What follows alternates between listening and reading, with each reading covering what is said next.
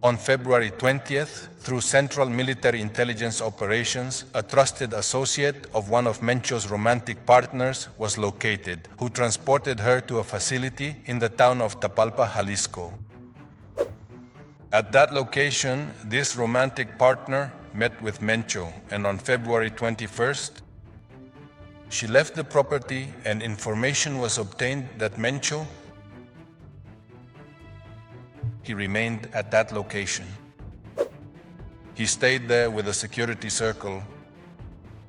On the same February 21st, the operation planning was carried out. With your permission, Madam President, good morning to everyone. Thank you very much for your valuable remarks, Madam President. That motivates us to work every day for the benefit of the population. And I will pass on those comments you made to all the personnel deployed throughout the country.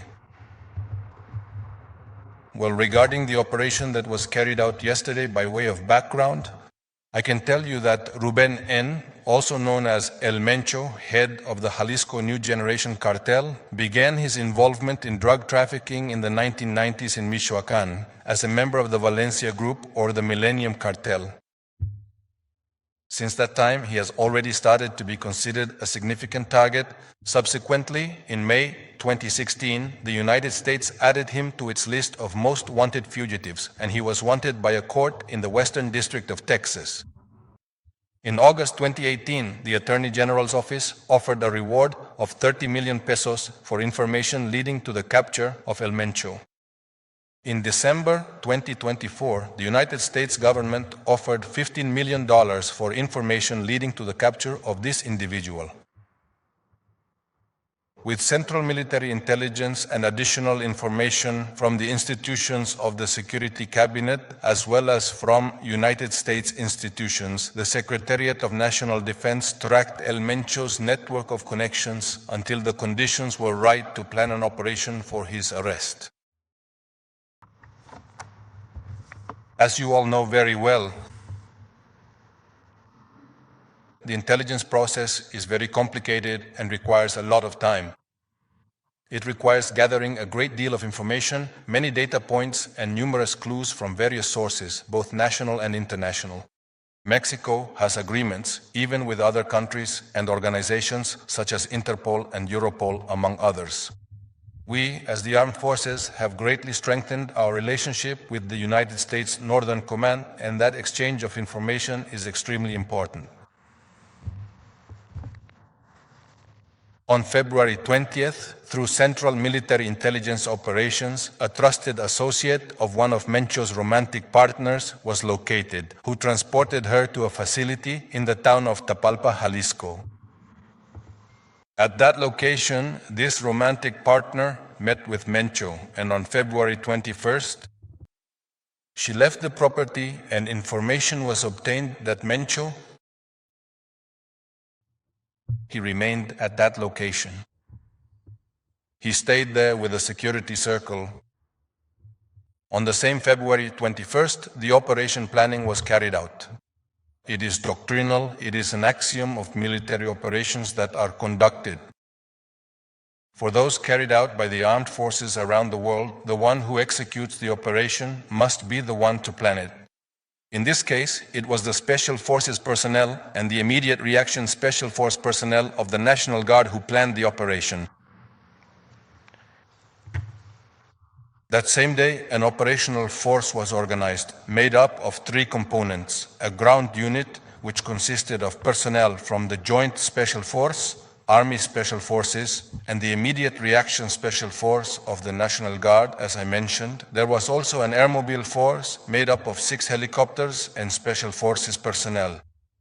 This force would head to the area of operations in order to maintain secrecy, and with this, achieve surprise, take the initiative, and achieve surprise. They did not arrive in Jalisco.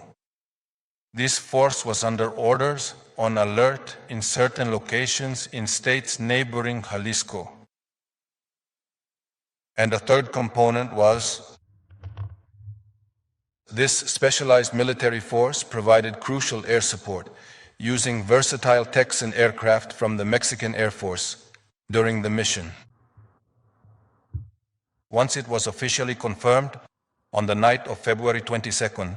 That is to say, during the late hours when Mencho's actual presence was fully corroborated, it was the specialized ground force that finally moved out to the location, to the place where he was located in order to carry out the arrest.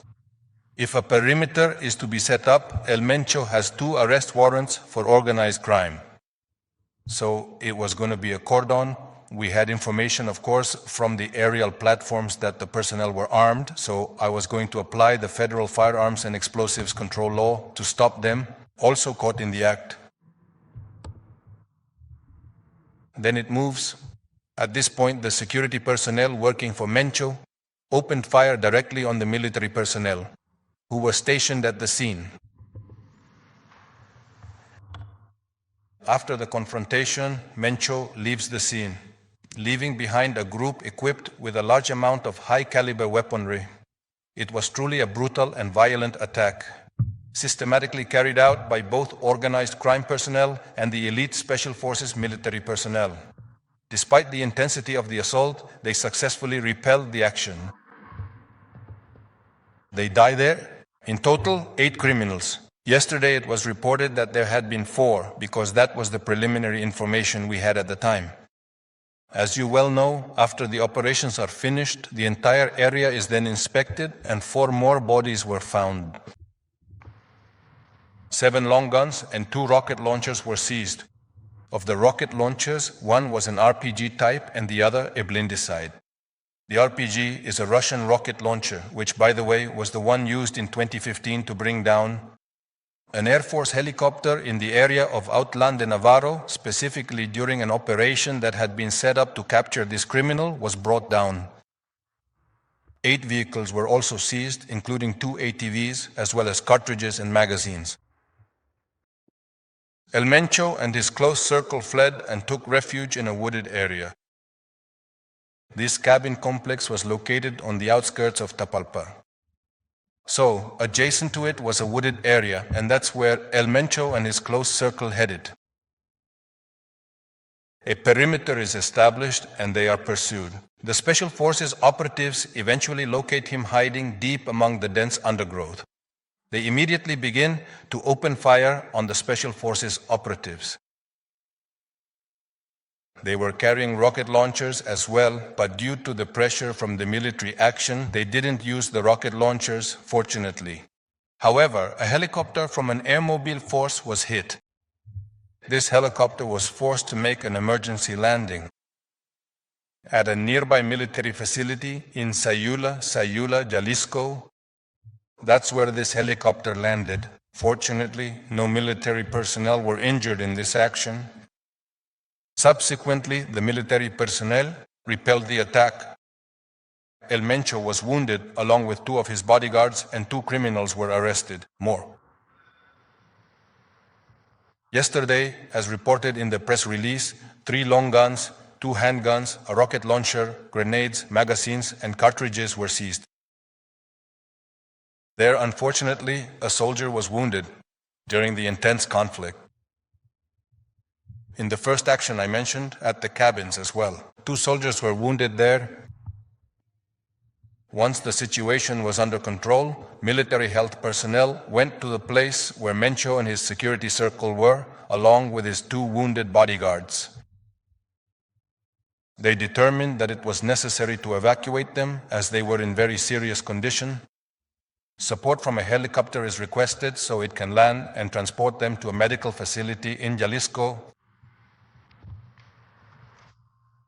Mencho, his 2 bodyguards, and the wounded officer are transported. Unfortunately, he died on the way. Because of this, it is decided at that moment that the helicopter should head to the Morelia International Airport in Michoacan, where a fighter jet from the Air Force is stationed.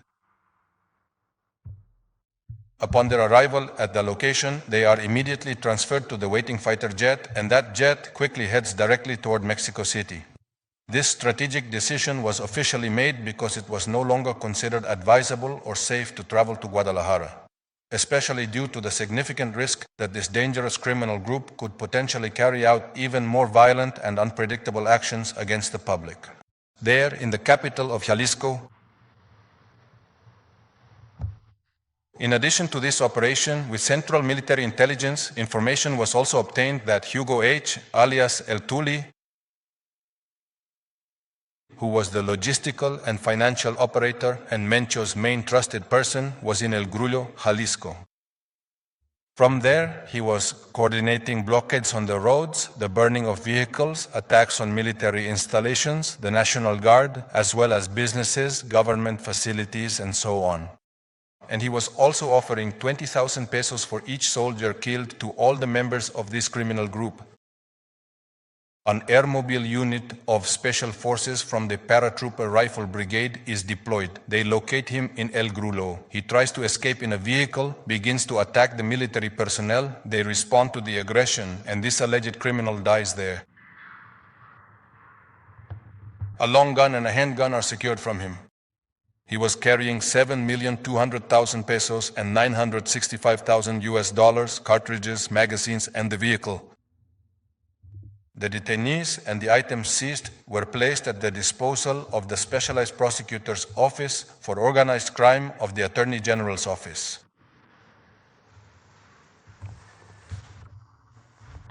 Yesterday, more military personnel were deployed. By the afternoon, everything was returning to normal. The blockades were not increasing, but it was decided anyway. To strengthen the presence of military personnel, special forces were sent on 3 Mexican Air Force planes. And they will also be concentrated. They have been gathering since last night and will continue to do so today. More military personnel from the center of the country and also from the states neighboring Jalisco, in order to total 2,500 troops as reinforcements. There were already military units stationed in Jalisco. About 7,000 troops, so it will be reinforced. The intention is, above all, to have a deterrent effect with the presence of this personnel.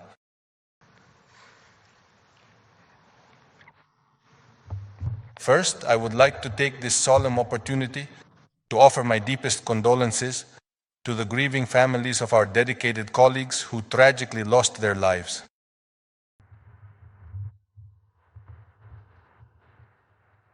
We also want to